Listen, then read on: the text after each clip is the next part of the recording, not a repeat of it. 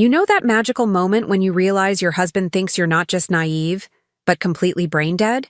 Well, I discovered that my dear Greg had such a low opinion of my intelligence that he thought I wouldn't notice him planning a romantic getaway with his side piece. Spoiler alert, I'm Anna Thompson, and I notice everything, especially when my credit card statements start looking like a romance novel's shopping list. It all started on a perfectly ordinary Tuesday morning.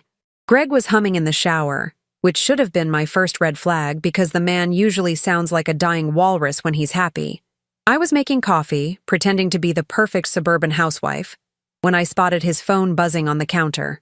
Now, I'm not usually the snooping type, but when a text pops up saying, "Can't wait for our weekend, baby," from someone named Amanda with way too many heart emojis, well, curiosity killed the cat, but satisfaction brought her back with receipts.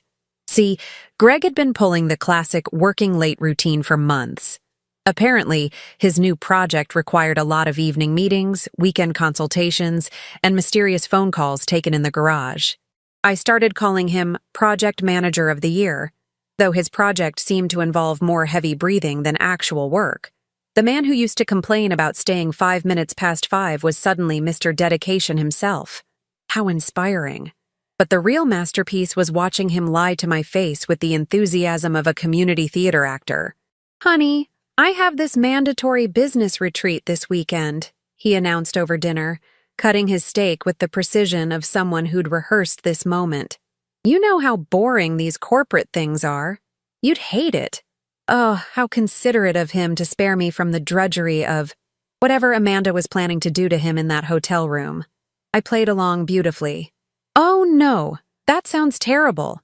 Where is it again?" I asked, batting my eyelashes like the concerned wife I was supposed to be. "Ocean View Resort up the coast. Really dull conference stuff. PowerPoints about quarterly projections." Right, because nothing says quarterly projections like booking the honeymoon suite at the most romantic resort in the state. The same resort I'd been dropping hints about for our anniversary for 3 years running. Apparently it was perfect for business. Just not business with his wife. The funniest part? Greg actually thought he was clever. He'd been covering his tracks like a master criminal, deleting messages, paying with cash, even changing his cologne. Though honestly, switching from Old Spice to something that smelled like it cost more than my car payment wasn't exactly subtle. But sure, keep believing you're James Bond, sweetheart. Meanwhile, I did what any reasonable woman would do. I played detective. And let me tell you, Greg left a paper trail longer than the Constitution. Hotel receipts accidentally left in his jacket pocket. Restaurant charges to places we'd never been together. A sudden interest in expensive lingerie, which definitely wasn't ending up in my drawer. It was like watching someone try to hide an elephant by putting a tiny umbrella over it. But here's where it gets really delicious. While digging through his masterfully hidden evidence, I discovered something that made my day. Amanda had no idea he was married. Based on the love-struck messages I found, she genuinely believed she was dating a successful bachelor who was finally ready to get serious. The poor girl was probably planning their future wedding while I was planning his funeral. Metaphorically speaking, of course. That's when inspiration struck like lightning. Why just confront him like every other betrayed wife? Why settle for a boring screaming match when I could orchestrate something truly memorable? After all, Greg had gone to such trouble planning his romantic weekend. It would be rude not to show my appreciation. And I knew exactly who should join me for this special occasion. Enter Nancy Carter, my delightful mother-in-law. Now Nancy has always been special. In her eyes, Greg could do no wrong. If he burned down the house, she'd blame me for not buying fireproof curtains. When he forgot our anniversary, it was because I put too much pressure on him. When he left his dirty socks everywhere, it was because I wasn't appreciating his hard work enough. According to Nancy, I was lucky to have such a perfect son-in-law, and any problems in our marriage were clearly my fault for not worshiping him properly. Nancy had been waiting for years for me to admit that I wasn't good enough for her precious boy. She'd drop hints about how Greg deserved better with all the subtlety of a sledgehammer. Family dinners were like sitting through a one-woman show titled, "Why Anna Isn't Good Enough for My Perfect Son." She probably had a PowerPoint presentation ready. So naturally, Nancy was the perfect person to invite to Greg's romantic getaway. After all, what's more romantic than having your mother witness your son's infidelity firsthand? The beauty of my plan was its simplicity. Nancy had always wanted to see me grovel, to admit that Greg was too good for me. Well, I was about to give her a front row seat to exactly what kind of man her precious son really was. It was going to be better than any soap opera she'd ever watched. I called Nancy that same afternoon, pouring on the sugar thicker than maple syrup. "Nancy, I've been thinking about what you said about Greg and me needing to work on our relationship." She practically purred through the phone. Finally, the daughter-in-law was admitting defeat. "I was wondering if you'd like to come away with me this weekend. A little mother-daughter bonding time. Maybe you could help me understand how to be a better wife to Greg." The woman nearly wept with joy. After 5 years of marriage, I was finally asking for her wisdom. She'd been waiting for this moment longer than people waited in line for the latest iPhone. "Oh, Anna, I always knew you'd come around. Greg is such a special man, and I have so much to teach you about taking care of him properly." I almost choked on my coffee. Taking care of him properly? Lady, I'd been taking care of everything while your son was out there playing house with Amanda. But I kept my voice sweet as artificial sugar. "I've booked us a lovely weekend at the Ocean View Resort. We can have spa treatments, nice dinners, and long talks about how to make Greg happy." Nancy was practically vibrating with excitement. She'd been dreaming of this intervention for years. In her mind, she was about to save her son's marriage by teaching his inadequate wife how to properly worship at the altar of Greg. She probably started planning the lecture series, How to Appreciate My Perfect Son 101, and Advanced Techniques in Greg Worship. Meanwhile, I was making my own preparations. I booked the room right across the hall from the honeymoon suite Greg had reserved for his romantic weekend. Because if you're going to crash a party, you might as well have the best seats in the house. I even requested a room with a view of the lobby, purely for educational purposes, of course. The next few days were like watching a comedy show. Greg was practically bouncing off the walls with excitement about his secret weekend. He'd hum in the shower, whistle while getting dressed, and check his phone every 5 minutes with the goofy grin of a teenager with his first crush. The man who usually complained about everything was suddenly Mr. Sunshine. It was almost insulting how happy the prospect of cheating on me made him. He even started being extra nice to me, which was hilarious in the most pathetic way possible. Guilty conscience much? He brought me flowers, wilted ones from the gas station, but hey, it's the thought that counts, right? He offered to do the dishes, badly. He even suggested we watch a movie together, though he spent the entire time texting someone and trying to hide it behind a throw pillow. Smooth as sandpaper, that one. Nancy, meanwhile, was preparing for our weekend like she was going to war. She called me 3 times to discuss what we should pack, what we should talk about, and how exactly she was going to fix my attitude toward her son. She had notes, people, actual written notes about my shortcomings as a wife. She was ready to deliver the performance of her lifetime. "I've prepared some talking points about what Greg needs in a marriage," she informed me during one of our planning calls. "He's such a sensitive soul, you know. He needs a wife who understands his artistic nature." Artistic nature? The man's idea of art was fantasy football statistics. But sure, Nancy, let's go with that. The best part was watching Greg try to act casual about his business trip. He practiced his story so much he started believing it himself. He'd randomly bring up fake details about his imaginary conference, like he was method acting. "Oh, did I mention the keynote speaker is talking about market trends? Fascinating stuff. Really wish you could come, but you know how boring business stuff is for you." Right, because I, with my MBA and years of corporate experience, couldn't possibly understand the complexities of quarterly projections. But Amanda, who according to her social media worked at a boutique and posted inspirational quotes about finding your soulmate, was clearly the intellectual powerhouse he needed for those deep business discussions. The irony was thicker than Nancy's makeup. Greg was about to get caught red-handed because he underestimated the 2 women in his life who knew him best. Well, I knew him best. Nancy just thought she did.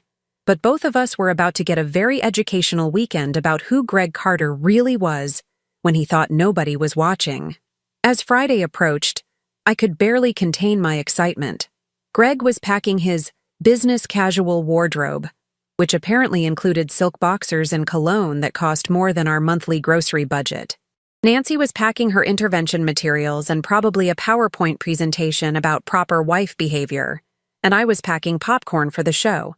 The stage was set, the players were ready, and Greg had no idea he was about to star in the worst romantic comedy of his life.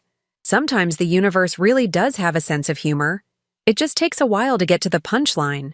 Friday morning arrived like Christmas morning, except instead of presents under the tree, I had front row seats to the destruction of my marriage. Greg was practically vibrating with excitement, checking his phone every 30 seconds and humming what I'm pretty sure was supposed to be romantic music, but sounded more like a dying car engine. "Okay, honey, I'm heading out for my business retreat," he announced, adjusting his tie like he was going to accept an Oscar instead of commit adultery.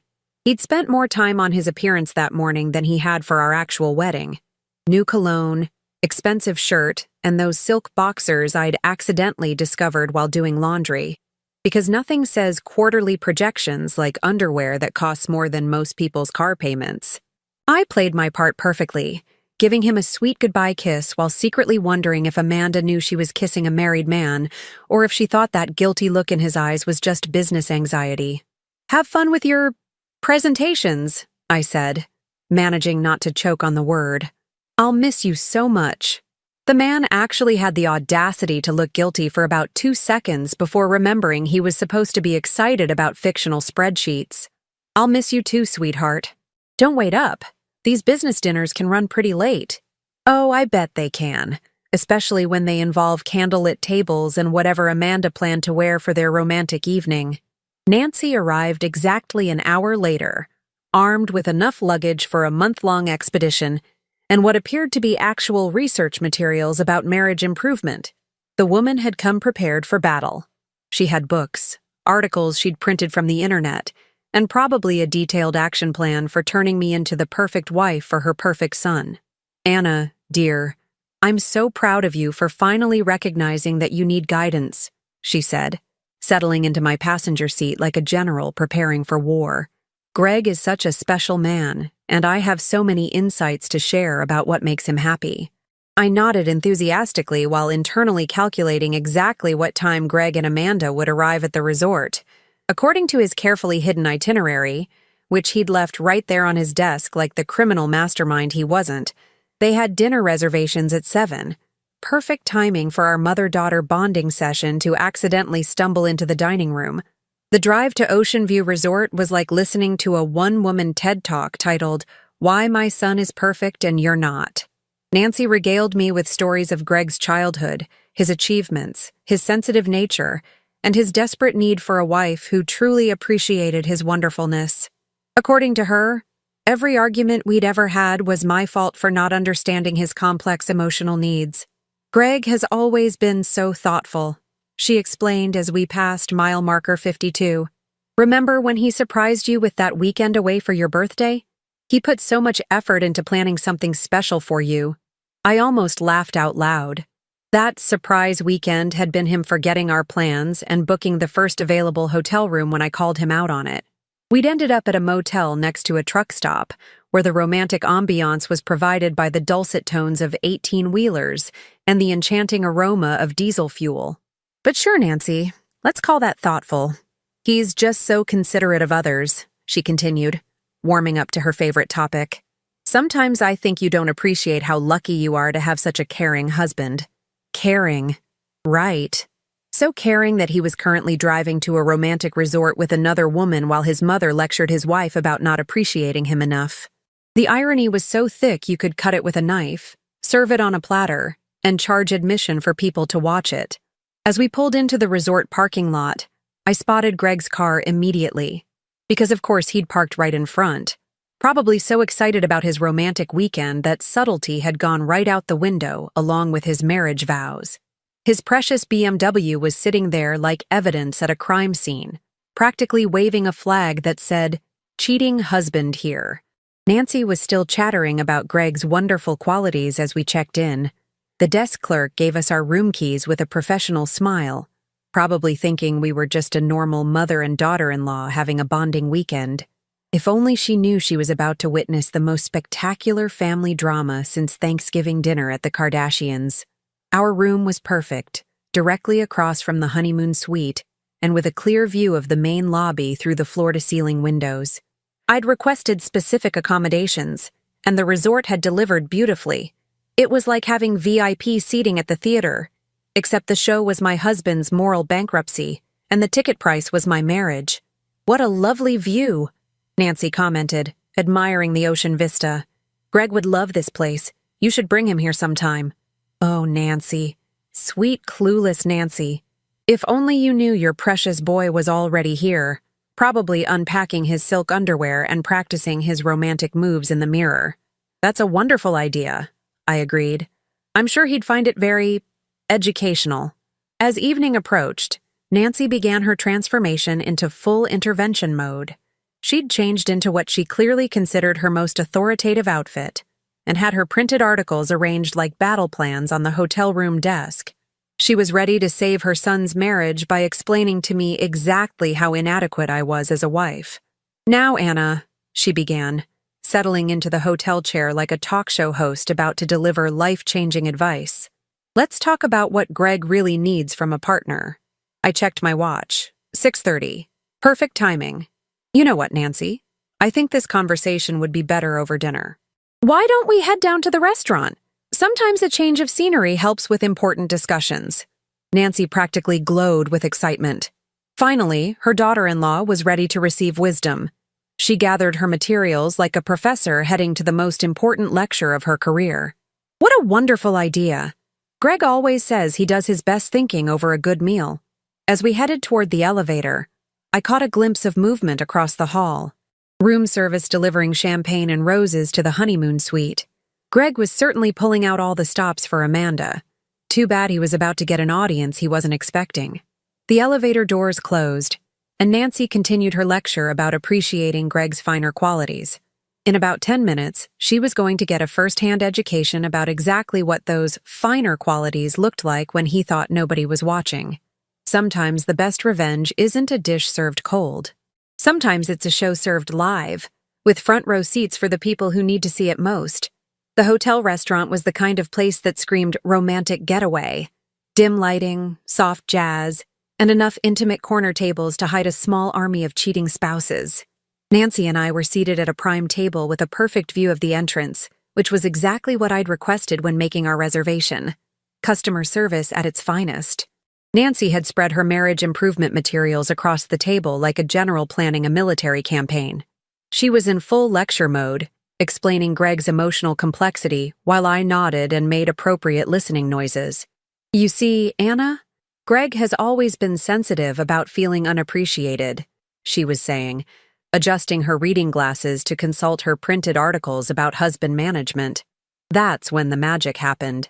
At exactly 7:15, Greg walked into the restaurant with a woman who definitely wasn't his mother or his wife. Amanda was everything I'd expected from her social media photos. Young, blonde, and wearing a dress that probably cost more than my monthly salary. She looked like she'd stepped out of a romantic comedy, all glowing and excited about her fairy tale weekend with her mysterious bachelor boyfriend. Greg looked like a man who thought he was the star of his own romantic movie. He'd styled his hair differently, was wearing a suit I'd never seen before, and had that confident swagger of someone who believed he was clever enough to pull off a double life. The poor, deluded fool. Nancy was mid-sentence about Greg's need for emotional support when she spotted them. I watched her face go through the 5 stages of grief in about 30 seconds. Confusion. Who is that woman with someone who looks like Greg? Denial. That can't be my son, he's at a business conference. Bargaining. Maybe it's a work colleague. Anger, the slow dawning realization. And finally, acceptance mixed with absolute mortification. "Is that?" she whispered, her voice trailing off as Greg leaned over to kiss Amanda's cheek while the hostess led them to their table. A corner table. Intimate lighting. Champagne already waiting. This wasn't a business dinner unless Greg had dramatically changed career paths. "Yes," I said simply, taking a sip of my wine and watching Nancy's world crumble in real time.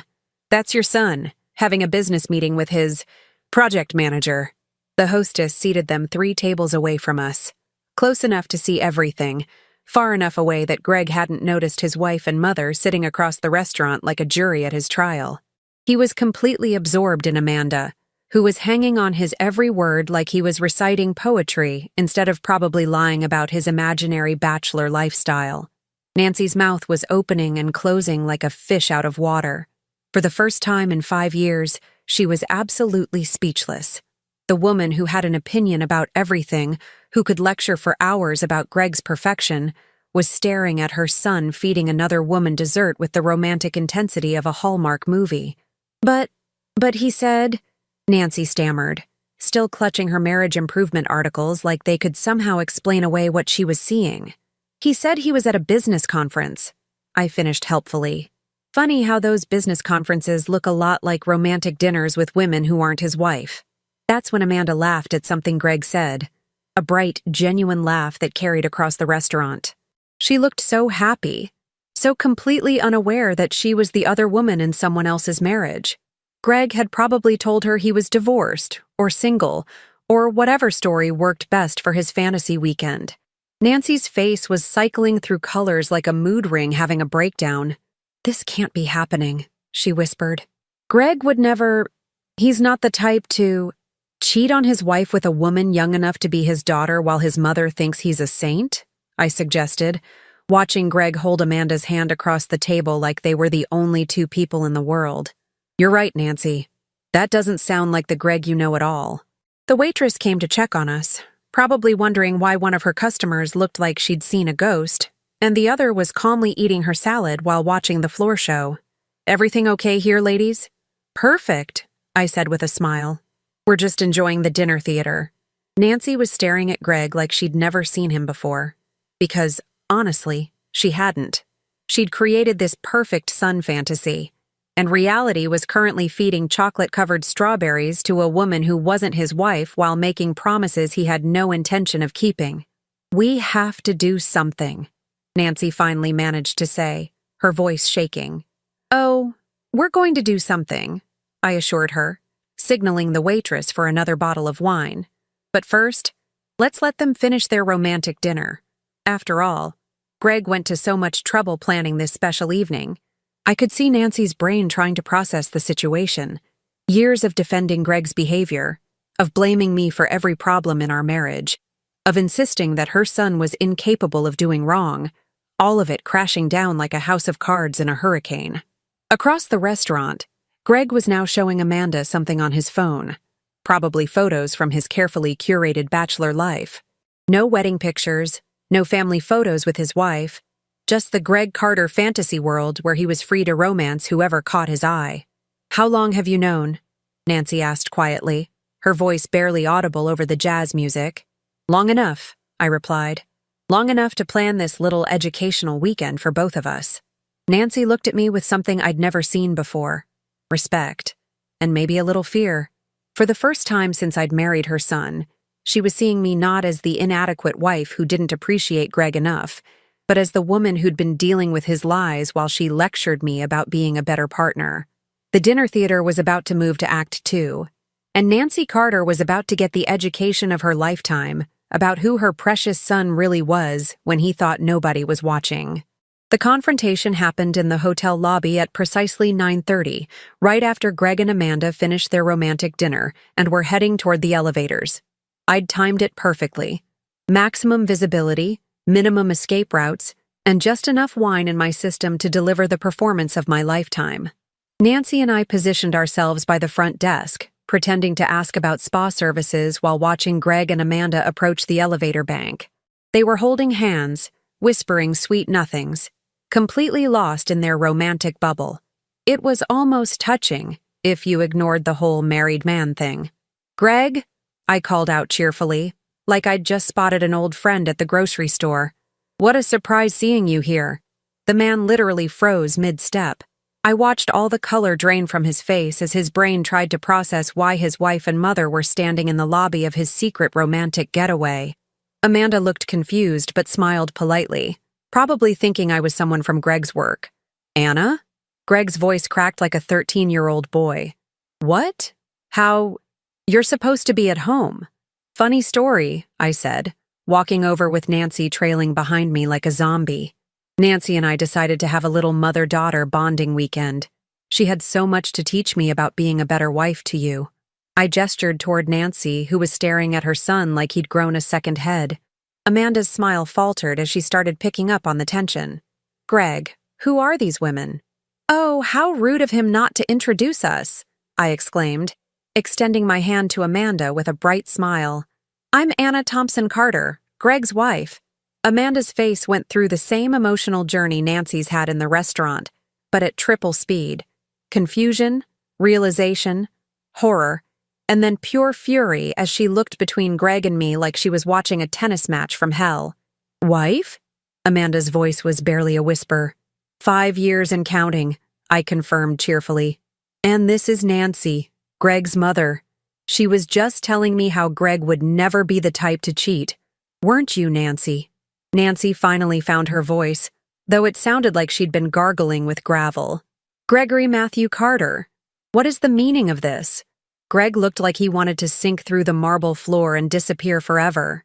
The confident swagger from dinner had evaporated, leaving behind a stammering, sweating mess of a man.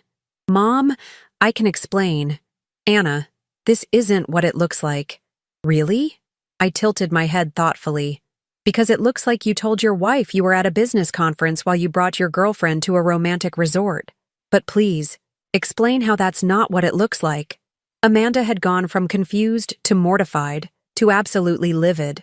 You told me you were divorced, she hissed at Greg, her voice carrying across the lobby and attracting the attention of other hotel guests. You said your ex-wife was crazy and bitter. Crazy and bitter, I repeated, genuinely delighted. Nancy, did you hear that? Your son thinks I'm crazy and bitter for expecting fidelity in my marriage. How unreasonable of me. Nancy was staring at Greg like she'd never seen him before, which was probably accurate. Gregory, is this true? Have you been lying to everyone? The beautiful thing about watching someone's carefully constructed lies fall apart is the panic in their eyes when they realize there's no story good enough to explain away reality. Greg's mouth was opening and closing like he was trying to find words that didn't exist. We were having problems, he finally managed. Which was news to me since we'd been having what I thought were normal married couple discussions about whose turn it was to take out the trash. Problems? Amanda's voice was getting louder, and more hotel guests were starting to notice the free entertainment. You told me you were single. You've been lying to me for months. Months? Nancy repeated faintly. This was all new information for her, too. Since March, Amanda confirmed, her voice shaking with anger. He said he was ready to settle down, that he'd never felt this way about anyone before. He even talked about moving in together. I couldn't help but laugh. Moving in together? That's ambitious, considering he already lives with his wife. That's when Amanda did something absolutely magnificent. She picked up her wine glass from a nearby table. Apparently, she'd grabbed it during her exit from the restaurant, and threw the contents directly at Greg's face. Red wine dripped down his expensive shirt while the entire lobby burst into applause. You're a pathetic excuse for a man, Amanda announced loudly enough for everyone to hear. I hope your wife takes you for everything you're worth. She turned to me with a look of genuine sympathy. I'm so sorry. I had no idea he was married. I know you didn't, I said kindly. You were as much a victim of his lies as I was. Amanda gathered her dignity, walked to the elevator, and disappeared from Greg's life forever. The lobby audience was still watching our little drama unfold like it was better than cable television. Nancy finally found her voice again. Gregory, I am ashamed of you. Ashamed and embarrassed. She turned to me with tears in her eyes. Anna, I owe you the biggest apology of my life. I've spent years blaming you for problems that were his fault all along. Nancy, Greg started, but his mother cut him off with a look that could have frozen lava.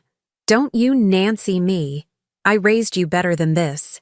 Your father would be rolling in his grave if he knew what kind of man you've become. The hotel manager appeared, probably worried about the scene disrupting their other guests' romantic evenings.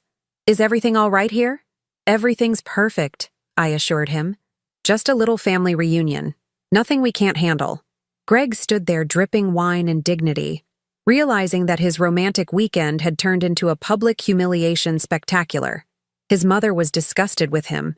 His wife was done with him. His girlfriend had dumped him, and half the hotel lobby had witnessed the whole thing. "Anna, please." He tried one last time. "We can work this out."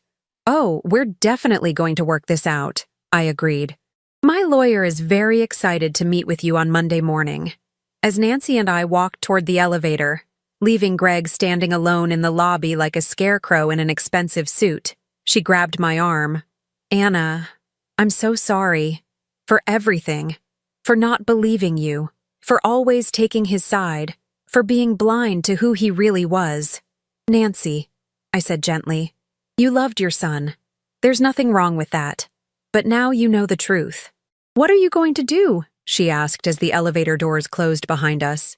"Well," I said, thinking about my consultation with the divorce attorney I'd scheduled for Monday morning, "I'm going to take Amanda's advice and make sure I get everything I'm worth.